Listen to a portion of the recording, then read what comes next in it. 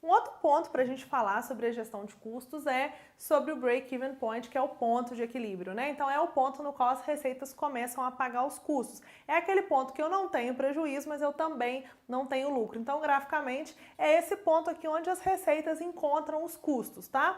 Para baixo desse ponto aqui no gráfico, eu tenho receita menor que custo, ou seja, eu tenho prejuízo. Para cima desse ponto eu tenho receita maior que custo, eu tenho lucro, né?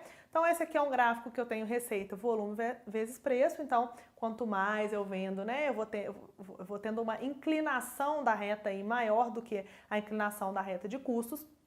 Porque o custo, além dele ser volume mais vezes custo variável, ele tem um custo fixo. Então a receita ela parte aqui do zero, o custo não, ele parte aqui de uns 50 mil, suponhamos, tá?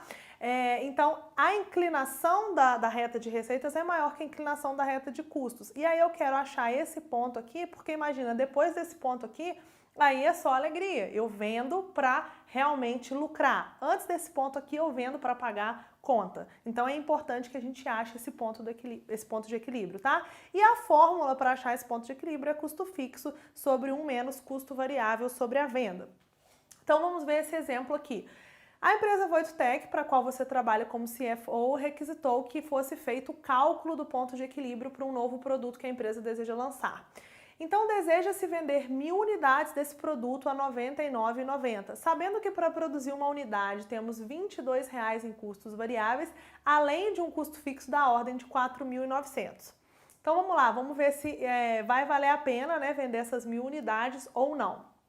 Então, eu tenho preço unitário da unidade R$ 99,90. O custo variável unitário é R$ 22,00 e eu tenho um custo fixo total de R$ 4.900, ou seja, independente se eu produzir, se eu vender, eu tenho um custo de R$ 4.900. A forma do ponto de equilíbrio é custo fixo sobre 1 menos custo variável sobre o preço da venda, tá? Então, 4.900 sobre 1 menos 22 sobre 99,90 dá R$ 6.283,83, né? R$ 6.283,83 dividido pelo preço de venda, né, que é R$ 99,90, me dá um ponto de equilíbrio de 62,9 ou 63 peças. Ou seja, eu só começo a obter lucro a partir da venda de 63 peças. Se eu vendo 62 peças, eu tenho prejuízo. 61 peças, eu tenho prejuízo. 63 eu fico no 0 a 0. Na verdade, 62,9 peças eu fico no 0 a 0. 64 eu tenho lucro, tá? Então, o ponto de equilíbrio me mostra qual que é o ponto mínimo que eu preciso vender para que eu comece a obter lucro. E aí, fazendo a operação reversa aqui, né? Então, se eu vendo 63 peças, eu tenho um faturamento de R$ 6.293,70.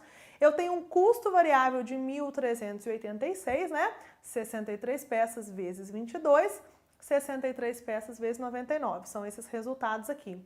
E eu tenho um custo fixo de R$ 4.900, ou seja, eu tenho um custo total de R$ 6.286, com um faturamento de 6.293, eu tenho um lucro de 7,70. Ah, Cíntia, mas não era para ter o lucro zero? Lucro zero se eu vender 62,9 peças, tá? Eu arredondei porque estamos falando em termos de unidade, 63 peças me gera um lucro zero, um lucro de R$ 7,00 na organização. Estou fazendo a engenharia reversa aqui só para você entender como que eu calculo o ponto de equilíbrio e como que eu volto e testo se esse ponto de equilíbrio foi calculado de forma correta. De qualquer forma, calcular, entender o ponto de equilíbrio é muito importante para que a gente entenda o ponto mínimo de produção e venda, tá? Ter esse número na cabeça é muito importante, porque senão a gente começa a correr atrás de números muito grandes de lucratividade, mas esquece do mínimo. O mínimo a gente tem que fazer, senão a gente fica no prejuízo e a empresa realmente não tem saúde financeira para continuar operando.